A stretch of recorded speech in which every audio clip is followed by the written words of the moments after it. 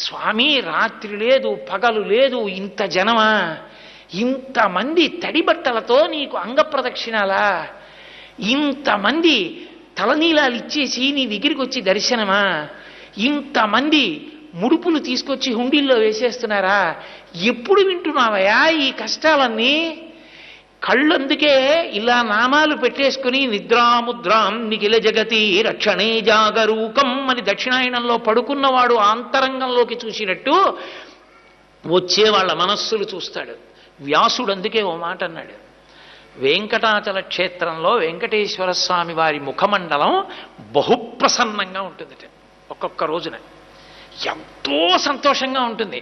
అర్థం ఏమిటో తెలుసా? కొండ మీదకి ఎవరో ధార్మికులు వచ్చారని గుర్తు. ధర్మమునందు విశేషమైన అనురక్తి ఉన్న వాళ్ళు కొండ మీదకి వచ్చారనుకోండి, ఆ రోజు మురిసిపోతాట, రే ఒక్కడు వచ్చాడు